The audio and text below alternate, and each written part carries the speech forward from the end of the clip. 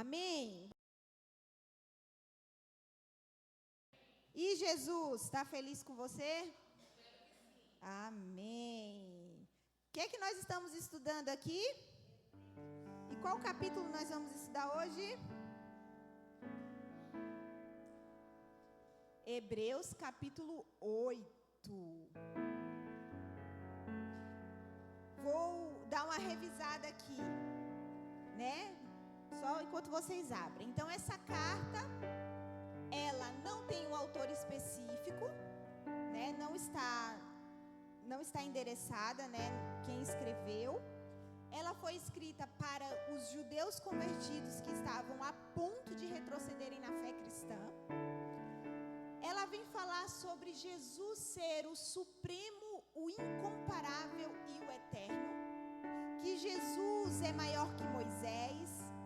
Que Jesus é a âncora da nossa alma, né? Nós podemos estar ancorados nele. Podemos ter fé suficiente de que o Senhor é suficiente para nós. E que Jesus é o sumo sacerdote superior e o Filho perfeito sempre. Uma revisada de tudo que a gente tem visto, né, enquanto estudamos o livro de Hebreus. Você tem gostado de estudar esse livro? Ele é maravilhoso, né? Toda a palavra de Deus é maravilhosa e pronta para nos transformar. Basta que os nossos corações estejam abertos. Porque é como uma semente. Se o solo estiver fértil, inevitavelmente ela vai florescer. Então, eu creio que esse poder tem a palavra de Deus de uma semente viva. Vamos lá então. A partir do versículo 1, vamos ler. Ele é um capítulo pequeno e uma continuidade está no meio do capítulo 7 e do capítulo 9 no que diz respeito ao assunto. Então, vocês vão ver que parece repetir, mas sempre tem algo novo. Semana que vem, né? Parece repetir, mas tem algo novo e profundo também. Então, fique atento. A partir do versículo 1, vamos lá. O mais importante do que estamos tratando é que temos um sumo sacerdote como esse, o qual se assentou à direita do trono da majestade nos céus e serve no santuário no verdadeiro tabernáculo que o Senhor erigiu, e não o homem. Todo sumo sacerdote é constituído para apresentar ofertas e sacrifícios. Por isso, era necessário que também este tivesse algo a oferecer. Se ele estivesse na terra, nem seria sumo sacerdote, visto que já existem aqueles que apresentam as ofertas prescritas pela lei. Eles servem num santuário que é a cópia e a sombra daquele que está nos céus, já que Moisés foi avisado quando estava para construir o tabernáculo: tenha cuidado de fazer tudo segundo o modelo que lhe foi mostrado no monte. Agora, porém, o ministério que Jesus recebeu é superior ao deles, assim como também a aliança da qual ele é mediador é superior à antiga, sendo baseada em promessas superiores. Pois, se aquela primeira aliança fosse perfeita, não seria necessário procurar lugar para outra. Deus, porém, achou o povo em falta e disse: estão chegando os dias, declara o Senhor, quando farei uma nova aliança com a comunidade de Israel e com a comunidade de Judá. Não será como a aliança que fiz com seus antepassados, quando os tomei pela mão para tirá-los do Egito. Visto que eles não permaneceram fiéis à minha aliança, eu me afastei deles, diz o Senhor. Esta é a aliança que farei com a comunidade de Israel. Depois daqueles dias, declara o Senhor, porei minhas leis em sua mente e a escreverei em seu coração. Serei o seu Deus e eles serão o meu povo. Ninguém mais ensinará ao seu próximo nem a seu irmão, dizendo: conheço o Senhor, porque todos eles me conhecerão, desde o menor até o maior, porque eu lhes perdoarei a maldade e não me lembrarei mais dos seus pecados. Chamando nova essa aliança, ele tornou antiquada a primeira, e o que se torna antiquado e envelhecido está a ponto de desaparecer. Aleluia. Pai, essa é a sua viva, poderosa, eficaz, transformadora palavra. Nós te pedimos que fale conosco. Senhor, por favor, queremos ver o Senhor nessa palavra.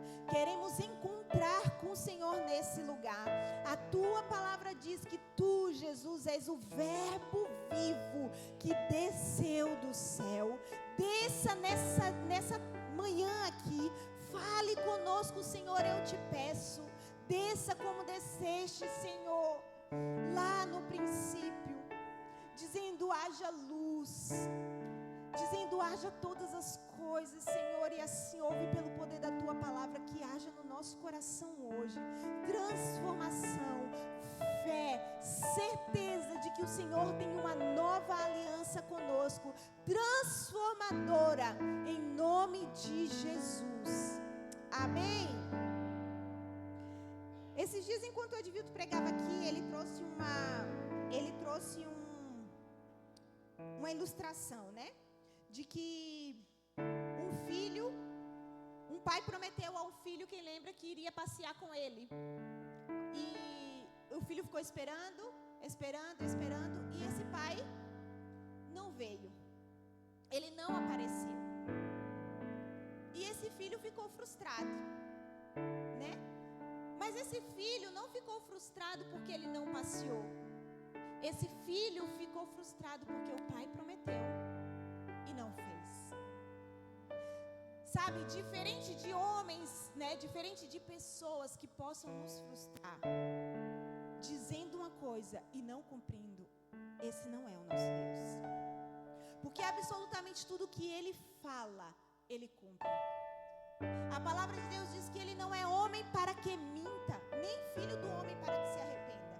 E o que saiu da boca do Senhor cumpre o propósito para o qual foi liberado. Então, quando nós estamos diante dessa palavra, uma palavra que parece para aqueles irmãos, é também para nós. Porque como é que ele acaba? Eu perdoarei os seus pecados e a sua maldade. Eu farei com vocês uma nova aliança. Então, o tema dessa mensagem é promessas melhores para um novo tempo. A gente sabia que aquelas pessoas que recém estavam conhecendo a obra de Cristo estavam divididas entre cumprir aquilo que sempre lhe foi ensinado ou viver uma nova aliança, que era completamente diferente. Por quê? Porque eles estavam acostumados a cumprir ritos, a oferecer sacrifícios. Eu tenho lido a Bíblia novamente, né, por inteiro, e ali em Levítico chega a ser cansativo muitas vezes. Mas se nós olharmos para aquilo como uma prefiguração de Cristo, nós vamos nos apaixonar. Porque Deus vai dando a ordem: traga um cordeiro de 1 ano, traga um cordeiro de 7 anos, traga esse animal, traga essa farinha, traga isso, traga aquilo, ofereça sacrifícios, ofereça isso. Em celebração você oferece esse tal sacrifício. Para perdão de pecados você oferece tal sacrifício. Para isso você oferece tal sacrifício. Então tinha ordenanças para tudo. E quando você olha para a palavra, você vê Cristo, o sumo sacerdote, não apenas apresentando a oferta, mas sendo a oferta. O que eu e você seríamos incapazes de cumprir. Porque se nós fôssemos pobres, poderíamos apresentar um animalzinho, uma rolinha, né? Um passarinho, uma pombinha. Poderíamos apresentar um cordeiro, poderíamos apresentar um gado. Mas e se esquecêssemos? Estavam condenados à morte. E eu poderia apresentar hoje e agora mesmo pecar. Eu estava condenada à morte porque eu estava separada de Deus. E nem mesmo o sumo sacerdote que se apresentava no tabernáculo poderia estar salvo. Por quê? Porque ele também era pecador e precisava apresentar a oferta para ele também. que Jesus veio e se fez pecado por nós. Ele não apenas veio como aquele que veio para nos salvar, ele encarnou o nosso pecado. Então tudo que eu e você fizemos um dia ou faremos amanhã, o Senhor cumpriu naquela cruz, porque não seria possível. Então, diferente da religião, Cristo é suficiente, porque a religião é uma tentativa humana de salvar-se. Então você sobe monte, você sobe de joelho uma escadaria, e você compra um terreno no céu, e você faz isso, você faz aquilo, que não pode salvar. Não pode, os nossos esforços humanos não nos salvam. Quem nos salva é Cristo. O nosso olhar precisa ir para Ele, nós precisamos desejá-lo, nós precisamos amá-lo, descarregar sobre Ele os nossos fardos, os nossos pesos, os nossos pecados, nos arrepender e caminhar com Cristo. Amém? Então, se as promessas humanas falham, a promessa de Deus não falha. O versículo 1 e 2 vai dizer o mais importante do que estamos tratando. Então ele vai voltar para o que ele está tratando. E o que é que ele está tratando no versículo 7? De que é de um sumo sacerdote como esse que precisávamos. Olha lá o versículo 26 do capítulo 7. É de um sumo sacerdote como esse que precisávamos, santo, inculpável, puro, separado dos pecados, exaltado acima dos céus. Eu não precisava de um sumo sacerdote da família de Arão, que era pecador, que era falho. Eu precisava de Cristo, santo, inculpável, acima dos céus. E aí ele vai dizer, né? Pois é de um sumo sacerdote como esse que nós precisávamos, o qual, o que é que ele fez? Se assentou à direita do trono da majestade nos céus e serve no santuário, no verdadeiro tabernáculo que o Senhor erigiu e não o homem. Então o autor começa dizendo que Cristo, esse sumo sacerdote que nós precisávamos, se assentou à destra da majestade.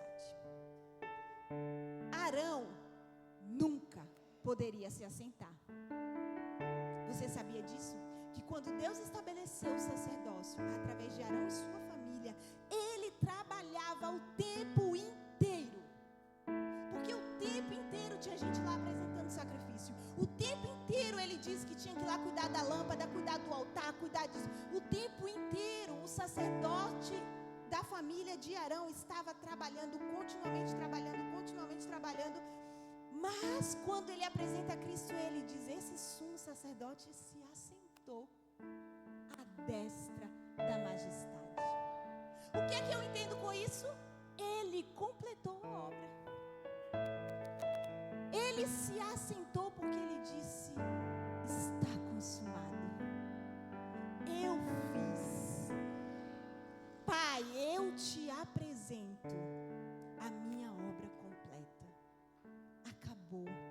Então, diferente do trabalho contínuo do sacerdócio de Arão, Cristo completou a obra por mim e por você. Amém? Então, aqui aparece 3 verdades importantes. Uma, Jesus está entronizado. Amém? Nós começamos dizendo que todo o poder lhe foi dado nos céus e na terra. Eu queria te dizer, Cristo é maior que os seus problemas e que os meus problemas. Cristo é mais poderoso que Satanás. Ele não está brigando de braço com Satanás. Ele é poderoso, o suficiente para uma palavra destronar Satanás. Na sua casa, na sua família, no seu trabalho, na sua vida e na minha vida. A questão é o quanto eu creio que Cristo já está assentado em majestade, que Ele já está entronizado e que Ele tem todo o poder. Ou eu fico achando que ele está brigando de braço com Satanás? Ele não está. E essa autoridade que foi dada a ele, ele nos deu. Porque hoje nós somos sacerdotes. Aleluia! Então ele se assentou, a obra está consumada. Outra verdade, o seu ministério é celestial. Ele não é um sacerdote de um templo terreno.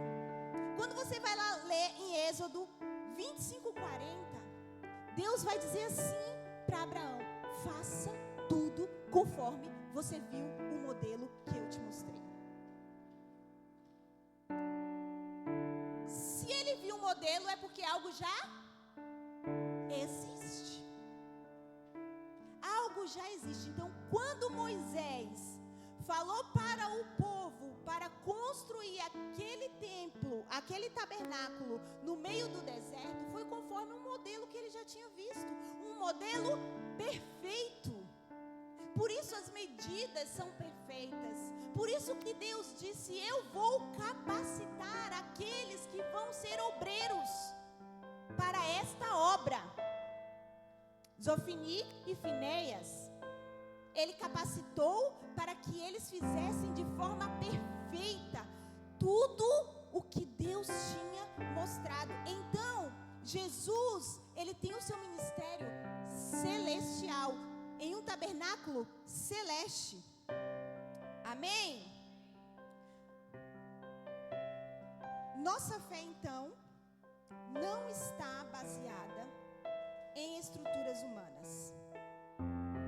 Amém? Por quê? Porque o nosso sacerdote não é da terra, é do céu. E Cristo ministra diretamente diante de Deus por nós. Foi o que a gente ouviu na outra pregação. Você não precisa de um intermediário. Eu entendo quando a gente fala: fulana, ora por mim. Porque se aumenta os guerreiros que estão orando com você, né? Mas você não precisa dessa pessoa para orar por você, entendeu? Porque você é filho de Deus. E a mesma autoridade que há sobre a vida do fulano, do cicrano e do beltrano, há sobre a minha e a sua vida. Porque nós não temos intermediário, o nosso acesso é livre. O véu se rasgou de alto a baixo. Não foi o homem que rasgou o véu, foi Deus que rasgou o véu. Ele rasgou e disse: acabou. Não existe mais nada que me separe. O que me separará do amor de Cristo? Morte? A vida, a tribulação, o perigo, a espada? Nada me separará do amor de Cristo que está. Nada me separará do amor de Deus que está em Cristo Jesus, o nosso Senhor. Então nada te separa. Então Cristo, ele é o sumo sacerdote que ministra no verdadeiro santuário. 2. O sistema antigo era apenas sombra do que viria. O versículo 3 vai dizer: todo sacerdote é constituído para apresentar ofertas e sacrifícios. Por isso era necessário que também este tivesse algo para oferecer por si. Se ele estivesse na terra, ele está dizendo que se Jesus estivesse na terra, né, nem seria sumo sacerdote, visto que já existem aqueles que apresentam a lei. Ele serve no santuário, que é cópia e sombra do que está nos céus, já que Moisés foi avisado quando estava para construir o tabernáculo: tenha cuidado de fazer tudo segundo o modelo que lhe foi mostrado. Então ele está dizendo aqui que as pessoas servem em um santuário, né, lá no tabernáculo que Moisés fez no deserto, segundo a ordem de Deus. Eles serviam num tabernáculo que é uma figura das sombras que viriam. É figura e sombra das coisas que viriam. Se você lê toda a Bíblia pedindo: Deus, me mostra Cristo na palavra, me mostra Cristo na palavra, me mostra de Gênesis a Apocalipse, não só no Novo Testamento você vai encontrar Cristo. Porque quando você olha para o o Antigo Testamento, o formato do tabernáculo, o que foi usado no tabernáculo, como foi disposto o tabernáculo, tudo o que acontecia no tabernáculo estava apontando para o que viria, para Cristo. A oferta, como seria, o que se daria, tudo era sombra daquele que viria. E o que é sombra? É o objeto em si? A sombra é o objeto em si? Não. A sombra é a perfeição? Se eu tenho uma sombra aqui, não é quem eu sou. Amém? Cristo se fez carne e Ele veio e tabernaculou em nós. Eu amo esse versículo, porque diz que Cristo tabernaculou em nós, ou seja, Ele veio e invadiu o nosso ser. E Ele fez com que tudo aquilo que era sombra se tornasse realidade em nossa vida. Em nossa vida. Não é mais algo que eu vou construir, é algo que Ele vai construir em mim. E Ele está dizendo, eu não quero mais isso. Isso passou. Eu tenho coisas novas. Você entende que Arão foi importante? Sim, porque ensinou o povo e nos ensina. Mas não é mais isso. É coisas novas para um novo tempo. Não é algo que seu braço, sua mão pode fazer. É algo que Cristo quer fazer em mim e em você. É coisas novas. O modelo está no céu e o santuário sempre existiu, bem como o Cristo. Porque a palavra diz que Ele é o sacrifício imaculado desde a fundação dos tempos. Cristo sempre existiu como aquele que viria salvar a humanidade. Porque embora Deus, sabendo o que faríamos, Ele não desistiu de nos fazer.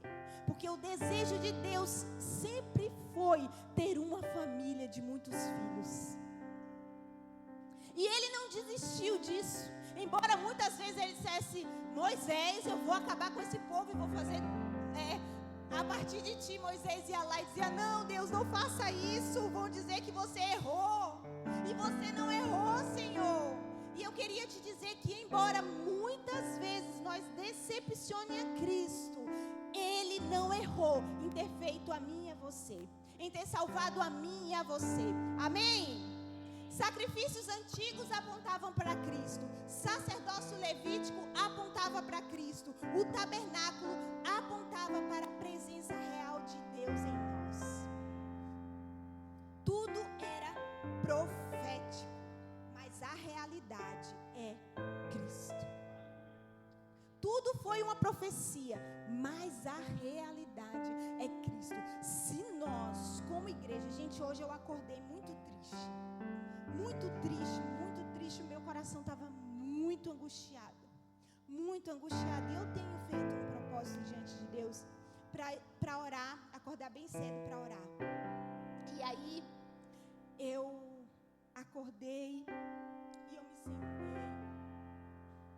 Eu falei, eu não tenho nada para falar. Eu não sei nem se eu quero falar. E aí fui fazendo algumas coisas. Me distraí, li o meu capítulo que eu estava lendo ali. De repente, veio algo no meu coração. E quem disse que você precisa sentir alguma coisa? Ajoelha. E eu me ajoelhei. E eu comecei a orar o Pai Nosso. E eu falei, Pai Nosso que estás no céu. Pai, Tu és o meu Pai, Tu estás no céu. Pai, eu sei que eu não preciso sentir nada, mas o Senhor me adotou, o Senhor me salvou, e ali em diante eu fui orando. E eu não te digo que eu senti muitas coisas, mas ao me prostrar, ao ajoelhar e a me humilhar, eu lembrei de quem Deus era. E aquilo renovou a minha fé hoje. Muitas vezes nós passamos o dia, dias e dias e dias, sem lembrar de Cristo. Só que se eu e você colocarmos Cristo como centro da nossa vida, Cristo e mais nada, Cristo, o que Cristo fez por mim? Quem é Cristo? O amado de Deus, a palavra viva. Ai, Deus, eu te amo, Cristo, eu te amo, Tu és o meu Senhor. Talvez não é agora que vai surgir efeito, mas você fazendo isso, você vai fazendo isso, Cristo vai sendo formado em você. Até o dia perfeito. O que nós não podemos é viver uma vida alheio a Cristo. Não podemos, o que nós somos? Cristãos. Nós não somos evangélicos, nós não somos gospels, nós somos cristãos. Não estou dizendo que somos perfeitos, mas somos filhos de um Pai perfeito. E nós precisamos abrir o nosso coração para que o Senhor nos transforme. Amém? Então Cristo é a realidade. 3. Jesus é mediador de uma aliança superior. Hebreus 8, o versículo 6 vai dizer: agora, porém, o ministério que Jesus recebeu é superior ao deles. Assim, como também a aliança da qual ele é mediador é superior à antiga, sendo baseada em promessas superiores. O que é um mediador? A tarefa do mediador é principalmente em prol do homem diante de Deus, mas também é agir em prol de Deus diante do homem. Cristo nos liga a Deus. Ele é a ponte. Não é o meu esforço, não é o que eu faço, é Cristo. Eu preciso crer em Cristo. Eu preciso entregar a minha vida a Cristo. Eu preciso amar a Cristo, porque é Ele que me liga a Deus. Não tem outro meio que eu vá até Deus, senão por meio de Cristo Jesus. Senão por meio de me arrepender dos meus pecados e me lançar no cuidado de Cristo. Amém? Então Ele é esse mediador. A aliança é melhor porque ela é baseada em promessas superiores, ou seja, você não vai fazer nada, Cristo vai fazer por você, através de você. Pois não tem relação com a capacidade do homem, mas com a atitude de Deus em relação ao homem. Promessas superiores, porque refere-se ao propósito espiritual mais sublime da nova aliança. A Bíblia fala, a gente vai ler quando chegar em Hebreus capítulo 13, se eu não me engano, que os homens e mulheres que viveram da fé, é 11? Hebreus 11, né, que fala da fé? 11 ou 12? 11? Vai falar que esses homens, eles tinham expectativas de viver aquilo que nós vivemos. Eles ansiavam pelo dia em que eles poderiam amar ao Senhor como nós amamos, sem obstáculos, sem barreiras. E nós podemos, amém? Enquanto a antiga aliança dependia da obediência do povo, a nossa depende da graça de Deus. 4, o problema não era a lei, mas o coração humano. Hebreus 7 vai dizer assim: pois se aquela primeira aliança, versículo 7, se aquela primeira aliança fosse perfeita, não seria necessário procurar lugar para outra. Deus, porém, achou o povo em falta. Se fosse perfeita até hoje, estaríamos tendo um tabernáculo, fazendo sacrifícios, mas Deus achou o povo em falta, porque não adianta, o povo poderia fazer o que fosse, eles não conseguiriam se salvar. E aí, Deus fez essa aliança com Israel, salvou Israel, mas o problema de Israel era o coração. O meu e o seu problema é o nosso coração.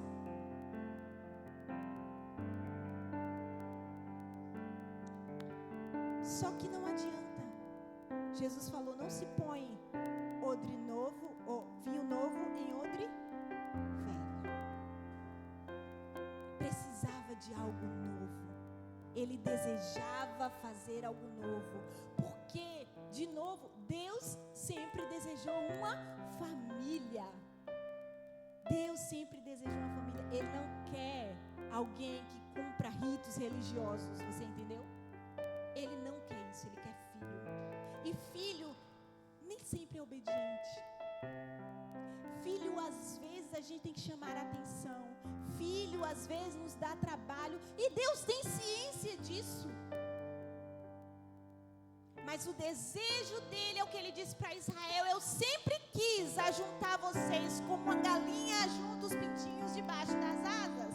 Vocês me rejeitaram. E ele disse: isso não vai mais acontecer, porque eu vou fazer algo novo. E o que é algo novo? No versículo 10 vai dizer: esta é a aliança que farei com a comunidade de Israel. Aí eu quero que você diga: essa é a aliança que o Senhor fará comigo. Vamos lá? Esta é a aliança que o Senhor fará comigo.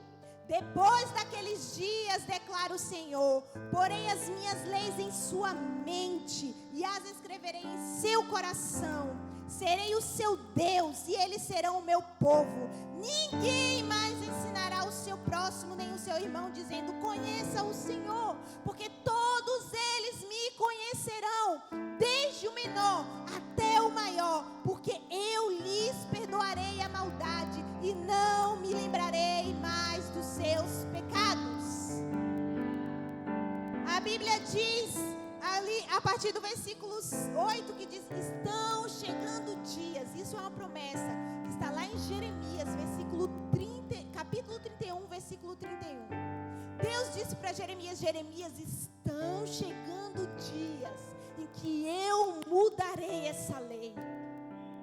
Eu peguei o povo pelas mãos e tirei do deserto, mas agora eu vou colocar a minha lei na sua mente e no seu coração. Conta aí, Jeremias, diz para o povo: esse povo do qual Jeremias profetizou estava saindo da Babilônia, estava desesperado, não tinha mais comunhão com Deus. E Deus diz: está chegando dias, Jeremias, em que eu farei algo novo. Eu vou te dizer, chegou para mim e para você. Esse povo não experimentou, mas nós experimentamos. Esse povo viveu na esperança. Nós podemos desfrutar. Amém? As promessas dessa nova aliança a lei será escrita no seu coração. Ou seja, a lei do Senhor, que antes estava distante, agora está dentro das nossas emoções. Ele fala coração e mente. Eu coloquei aqui, ó, diz assim: porei minhas leis em sua mente e as escreverei em seu coração. Então, colocará nas minhas emoções, no meu coração e nas minhas vontades. Elas se renderão a Deus, não por obrigação, mas por uma experiência íntima com Deus. Agora era através do Espírito Santo. No dia em que você creu em Jesus como Senhor e Salvador da sua vida, você recebeu o Espírito Santo. O único capaz de tirar o Espírito de você é você mesmo. Deus não tira o Espírito daqueles que Ele colocou dentro. Mas nós, com uma atitude insensata, rotineira, a palavra que eu quero dizer é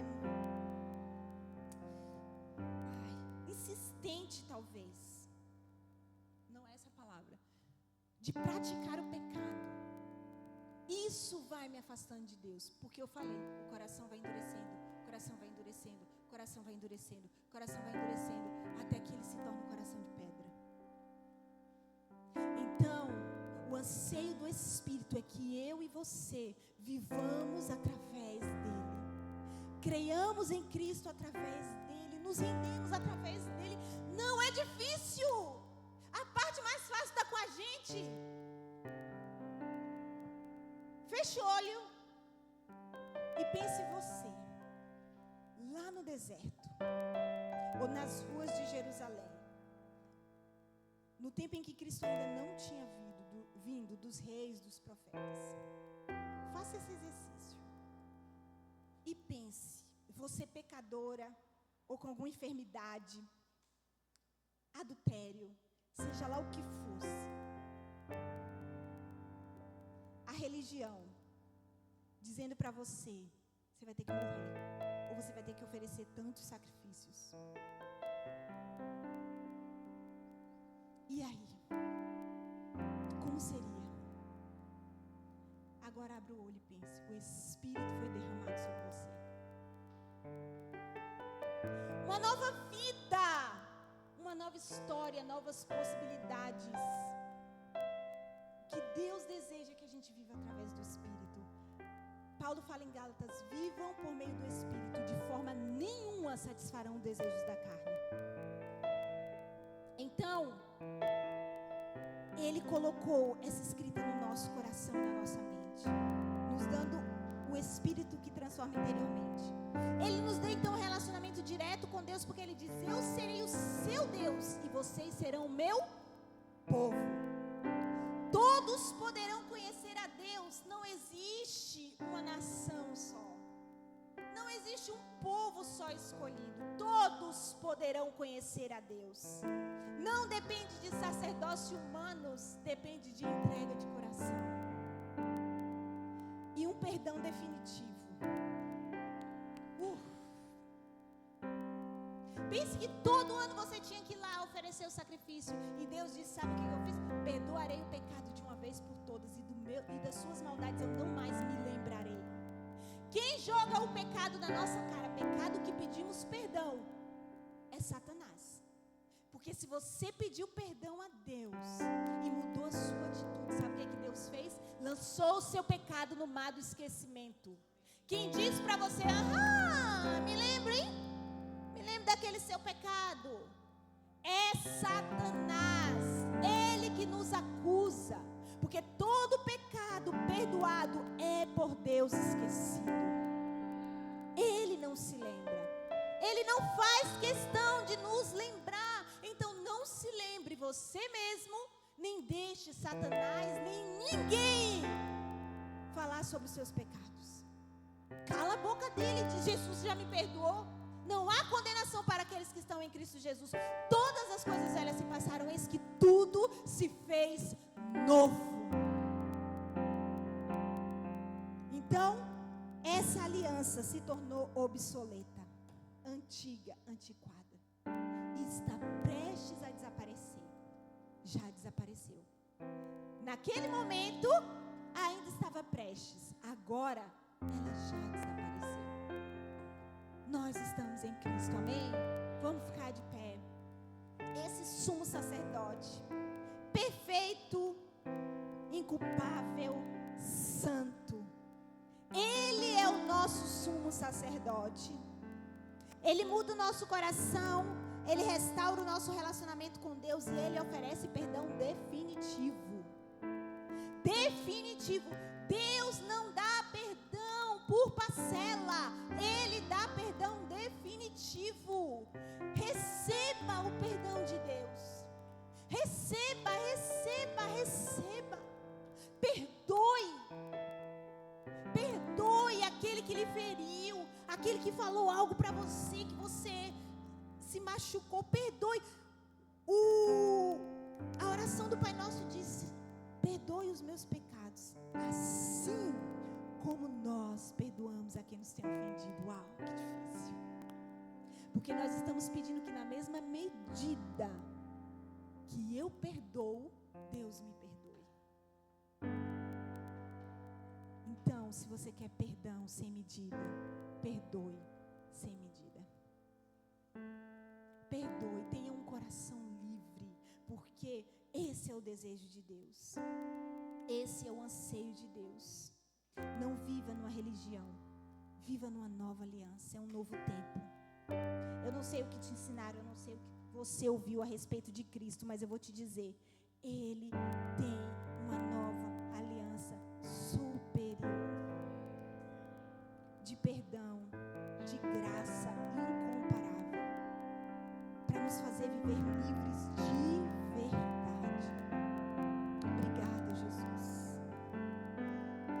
Saímos daqui com uma certeza de que somos amados por Ti, de que foi para esse tempo em que o Senhor disse, eu farei, e o Senhor fez, o Senhor cumpriu, nós experimentamos, de que o Senhor pôs nossa mente, transformou a nossa mente, colocou as suas leis no nosso coração, nós somos seus, selados pelo Espírito, e nós queremos sair daqui conscientes disso, de que vivemos uma nova vida em Cristo Jesus, e que nada vai nos separar dela.